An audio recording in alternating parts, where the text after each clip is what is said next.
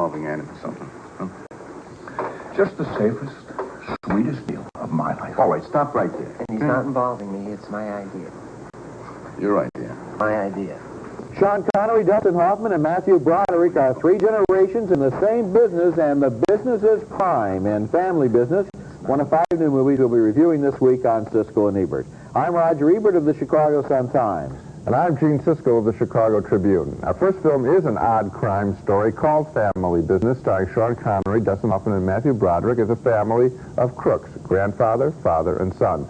The film is odd because its tone wanders all over the place, from comedy to action to inter-family strife. Connery plays the leader of the clan, the true criminal, a colorful Scottish boozer who wins the admiration of his grandson, Broderick, but the anger of his son Hoffman when he plans a crime for the whole family to commit. This is a war. Yeah? And he just needs a third guy. He's a third guy, huh? What, are you crazy? I spent my lifetime dealing with my father, and now I'm going to deal with my son. The two of you crazy? There must be a full moon out that I don't know about, all right? The crime itself is a weak adventure involving a stolen laboratory experiment as grandfather and grandson leave Hoffman to be the lookout. I was on much tougher scores than this at your age.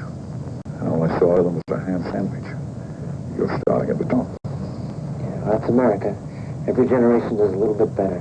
When Hoffman is out on the screen, the tone of the film invariably turns sour because relations between him and his father, and between him and his son, are so bad. Now, why do you think he set this whole thing up? Because he can smell the real Vito. That's why. So what? This Vito. This Vito. That's the real Vito. That's the one he wants respect from. The gimmick here is that Hoffman has rejected his father's ways long ago and has become a straight businessman. Why he turns to crime, I'm not really sure or convinced. The movie never convinces me that it's being done to build a bridge to his son. I admire that the script of Family Business tries to be serious about its family relations. It's not a frivolous picture, but the wild swings of tone in the film, from comedy with Connery to Hoffman's hostility, those swings aren't very entertaining. It's like those two characters are acting in separate films, with Matthew Broderick trapped in the middle of an unpleasant tug-of-war. I guess I like the movie more than you did, but only for pieces of it, so I agree with the fact that it is very uneven. I liked Sean Connery very much. I thought this was a wonderful performance by Sean Connery. I also liked, however, the Hoffman business of resenting the fact that his father had raised him in a life of crime, and yet at the same time going along on this crime to protect his son. You believe that the character who has fought his father for a long time, I'm guessing it's 15 years or something like that in the picture, that he would actually go ahead. I mean, I even agree. There's even a line in the movie where the son says, "What's the most you've enjoyed yourself in the last 15 years?" And he says, "On the caper." But that's a movie kind of line. Oh, well, this is a movie kind of movie. Here's the objection I had. And I don't want to give away too much, but I'm going to explain. The scene where the man who owns the chemical company, the research company, explains to Connery why the job was initiated. If that evidence had come out in court, certainly everybody's sentence would have been a lot different. The whole business involving the crime they're actually committing is really kind of boring. I mean, well, they have a key card and a security code. Okay. They go right into it, no problem. I mean, that surprises me. I mean, Sean Connery was involved in the Anderson tapes, which is a really exciting caper picture. Why not make it exciting? Dustin Hoffman was in Straight Time, another exciting criminal kind of story. This film doesn't have that. Instead, you see Connery doing traditional, heroic bar stuff. I mean, I think Connery was very colorful in this film. In traditional ways. It's a mix. What we're both committing is a mixed-up picture. It's a mixed bag. Okay, next movie. And our next movie is named Blaze, in honor of the famous and apparently immortal stripper named Blaze Starr, who in the late 1950s had a colorful and controversial love affair with Earl K. Long, who invariably described himself as the fine governor of the great state of Louisiana. Paul Newman stars in the movie as Governor Long, who liked to go tomcatting along Bourbon Street in New Orleans, and one night met a red-haired stripper that he took a liking to. Suppose you heard all about me. Yeah, I heard you don't have the senators and congressmen of the state of Louisiana. That's a damn lie. Never bought a congressman in my life. Rent them, it's cheaper. In no time at all, Blaze and Earl are an item in every gossip column in the country, and the movie has some ribald fun with the logistics of their sex life together. Do you like to make love with your boots on? Yeah, get their attraction that way. That is a newcomer named Lolita Davidovich as Blaze Starr, and she's terrific in the movie, especially in the way She's able to stand up to this hard-boiled politician and give as good as she gets. You still love me if I wasn't the fine governor of the great state of Louisiana? Would you still love me if I was flat-chested and worked in a fish house? Ain't the same. It's so. By the end of the film, Blaze understands Earl as well as anybody, especially in a period of exile after he loses his bid to remain as governor. Tell me something. When's the next election in Louisiana? Well, there's always an election in Louisiana. Fact is, there's a national congressional primary coming up. National politics, huh? You, wouldn't be thinking about Uncle Earl, would you? And what if I was? Well, no disrespect intended, ma'am, but he's not exactly dealing off the top of the deck anymore, is he? Earl K. Long is the sanest man I've ever known. And a scene like that is tailor-made for the Paul Newman persona. Blaze was directed by Ron Shelton, who also made Bull Durham, and both movies have some of the same direct human nature in them. His characters always seem inclined to tell the truth first and suffer the consequences later, and they approach sex as a kind of spectator sport in which both sides think of themselves as the spectators. Blaze does a good job of recreating the smoky backroom politics of Louisiana in the 1950s, and an even better job of showing how these unlikely lovers, who might have seemed to have nothing in common, were actually quite a lot alike and shared the same deeply realistic view of human nature. This is Paul Newman at the top of his form, and the previously unknown Lolita Davidovich is a real find as Blaze Starr. Except that I thought that her character wasn't that special. You don't know what all the shouting is about. Also, I don't think she's well served by the beginning of the script, where it shows her as a complete innocent coming off of a rural landscape, and she's on stage and she doesn't realize that she's supposed to strip, and then she decides suddenly to strip. That was a really weak moment in the picture. Paul Newman is colorful and cute, and she plays, and she's photographed in a very colorful kind of comic book kind of way. And I sat there and I saw, okay, she's colorful, he's colorful, and then the film just didn't take me anyplace interesting. I just saw it as two colorful characters. Okay, they existed. Bang, the movie's over. I didn't get any extra meaning from it. Well, didn't you? I think the real dramatic parabola of this movie is the fall and rise of Earl K. Long. The fact that he defined himself entirely, really, through his job, and at one point he says, "Would you still love me if I wasn't the fine governor of the great state of Louisiana?" But you know, I'm talking about some kind of extra dimension in the picture. I just didn't know what they were. Well, there's a little portrait of the backroom politics, like you say. So what? I mean, it doesn't go through the top. It's not a great picture. I liked it for what it was, and I liked the people in it for exactly who they were, and I think the movie was honest about who they were. I thought it was just a cute little story, nothing special. Coming up next, a comedy starring two of our very finest actors, Robert De Niro and Sean Penn, as criminals masquerading as clergymen in We're No Angels. What are you, priests? We're No Angels, based very, very loosely on the 1955 crime comedy of the same name starring Humphrey Bogart. This time, two superb actors, Robert De Niro and Sean Penn, play criminals sprung on a jailbreak who wind up masquerading as priests while hiding out in a New England town right next to the Canadian border. At the beginning of the film, here they are stumbling into town, being mistaken as clergymen by a local woman. Into the town across the bridge with priests. I'm sure they're looking for you. What? I'm sure they're looking for you. Who's looking for it? The monastery, you're full of priests. Yeah, I'm sure looking for it. Penn and De Niro are welcomed into a monastery that has been expecting two visiting theological scholars, Father Riley and Father Brown. Today, a special blessing. Father Brown, would you render it for us? You're Brown. Thank you, Brown. You're Brown. Father Brown. Need a man. Need a husband. Spicing up the action is Demi Moore, quite good as a firebrand of a woman, a put-upon mother without a husband who De Niro is drawn to. You gonna give me those things? Are you gonna give me those things? I wish I could.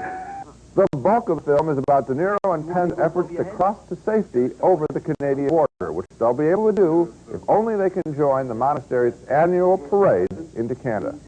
I'm going to go to the head man. I'm going to rat you out. I got a problem. I got a right to march in that procession. Now, you sign me up.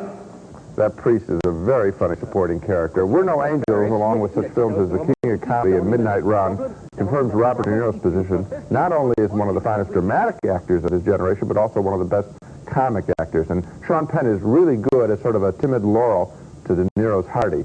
The script by playwright David Mamet is bright and very funny. The look of the town, which is always on the verge of just falling into the river, is a fabulous work of production designed by Wolf Kroger, who also happened to design the great movie town in Popeye.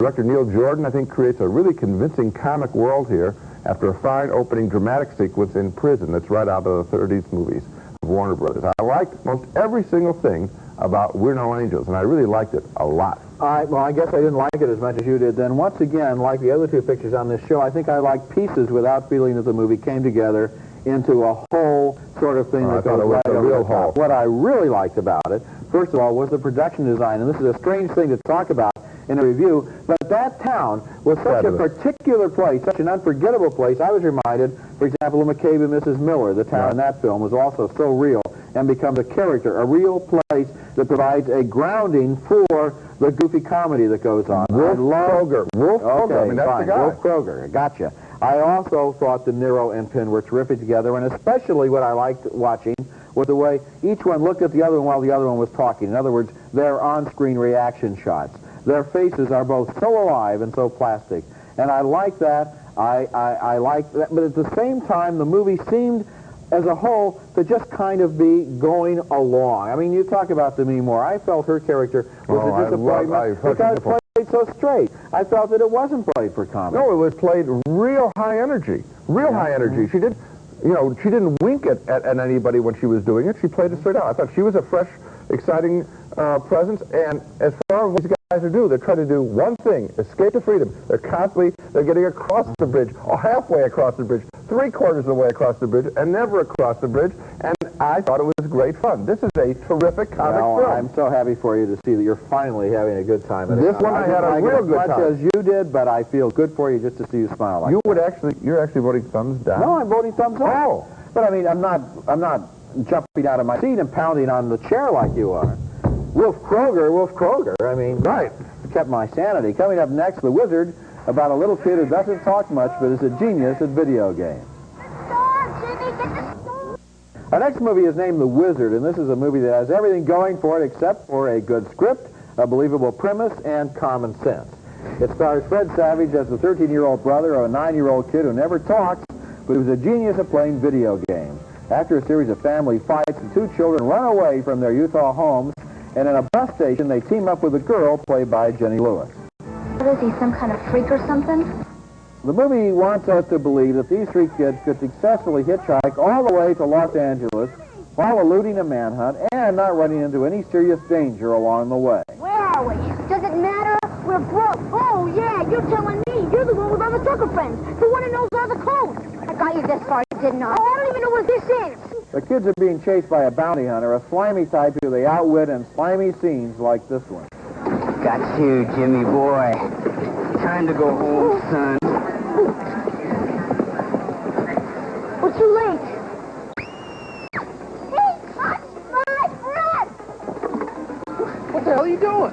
No, I put the kid down. No, I didn't touch anything. You can't have the kid. The kid is... What are you... I got a letter of custody for that kid right here in my pocket. What are you doing? Put me down! Their ultimate destination, the World Video Game Championships at Universal City Studios, which just coincidentally happened to release this movie.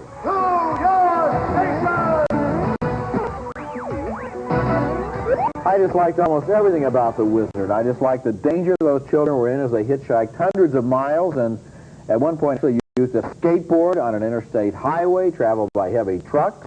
Great image for kids that don't want to play in traffic. I just liked the stupid and ham-handed so-called humor of the feud between the people who were chasing them. I just liked the blatant commercial plugolas for Nintendo video games and the Universal Tour. And I thought the sentimental ending of the film was really a cheap shot. I think that just about covers it. It's very sort of mean, venal kind of film in the way with all the plugs that you're talking about. Also, I just didn't think it was particularly good fun. No. I mean, it leads to, and I don't think they get there quickly enough, to showing the video games on a big screen format. And I think if they had done more of that, if they had really been in love, if the people who had made this had really been in love with the Nintendo games, they might have made a more interesting visual picture, but they didn't. They just say that for a last throwaway shot. Nintendo fans are going to be as disappointed as everyone else. Now, what do I know about Nintendo? Very little. But I know this. I once got to the second level of Teenage Mutant Ninja Turtles. And so in this movie, when they talk about, hey, I got to the third level, and they show the screen, even dummy like me, I know enough that they only got to the first level. So any kid is going to say, this movie doesn't know what it's talking about. That's not the third level of Teenage Mutant Ninja Turtles, and you got to get stuff like that right in movies like this. There's an easier way to check it. I think they say the second level, and it was very easy. I looked in the lower left-hand corner of the screen at that point, and the score was only at 300, jumped to 500, so the game had just started. So they made that mistake, too. Coming up next, the Rose Garden with Maximilian Schell on trial for his pursuit of a Nazi war criminal. Our next film is called The Rose Garden, and it's a well-meaning but mostly ineffectual drama about a burnt-out case of a man, played by Maximilian Schell, who is arrested in West Germany after he attacks a mysterious old man in an airport. Liv Ullmann plays the attorney who considers defending Maximilian Schell, and she soon learns that he is a Nazi death camp survivor, and the man he attacked may be a war criminal on the run. Well, what happens now? We have to request a psychiatric evaluation. That is only permissible if a defense lawyer has been appointed for him. We are familiar with the Code of Criminal Procedure. Would you like to take the case? Ullmann takes the case, of course, and she winds up in court doing a lot more than defending Maximilian Schell. Instead, she attacks the suspected war criminal for facilitating the infamous murder of 20 Jewish schoolchildren. British troops were only 6 kilometers away.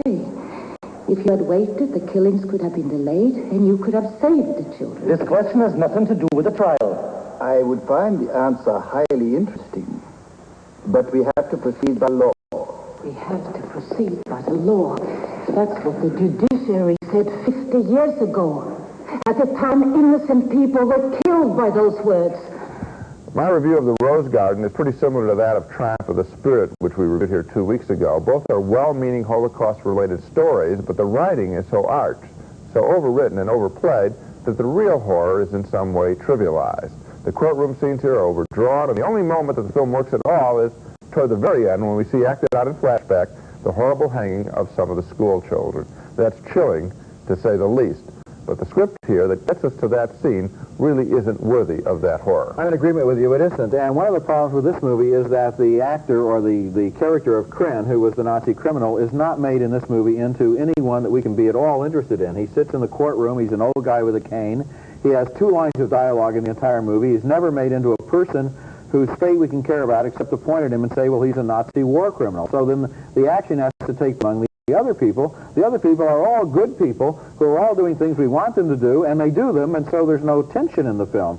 But apart from that, the whole idea of making a plot out of this war crime, out of the death of these 20 children, is kind of disturbing to me. At the end of this movie and at the end of Triumph of the Spirit, there are type comes up on the screen saying this is based on a true story. This really happened. The earlier movie, I think, was dedicated to the memories of all the victims of the Nazis in World War II. I think you really have to have a lot of nerve to make a fiction film and dedicate it to all of those dead people. It's too serious. It's just too heartbreaking a matter. Obviously, a good work. There's always room for one more good work. Yes, the problem is that they're playing in a really tough field, and they ought to be worthy of the subject. They try to borrow a little too... It's too easy in a strange way. Of course you feel sympathy, I mean, in horror and all that. But if it doesn't work well, then you start to resent them as making kind of a cheap entertainment. Now let's take another look at the movies we reviewed on this show. We just agreed on Family Business, the combination caper movie and family drama. Gene disliked the uneven tone. I did too, but thought it was redeemed by the Sean Connery and Dustin Hoffman performances. Another split decision on Blaze with Paul Newman and Lolita Davidovich in the story of a governor and a stripper. I thought the relationship worked. Gene thought it lacked meaning.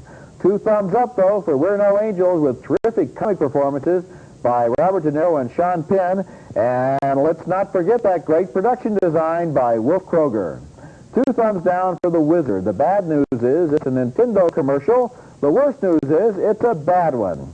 And 2 more thumbs down for The Rose Garden, the well-intentioned but unfocused film about Nazi war criminals and their victims. So We're No Angels is the one that we're both strongest on. Oh, absolutely. And, you know, we were talking about De Niro making Midnight Run, about how it was really a primer for actors. They want to see a really great comic performance. Here are 2 superior actors, and that's for Wolf Kroger, you know, I don't think you knew that he did Popeye, which was a spectacular design. Well, I found out the same way you did by reading the press kit. No, you found it out just for me just here a few minutes ago. Where did you find it out? From the press kit? Absolutely. And that's where I found it out. No.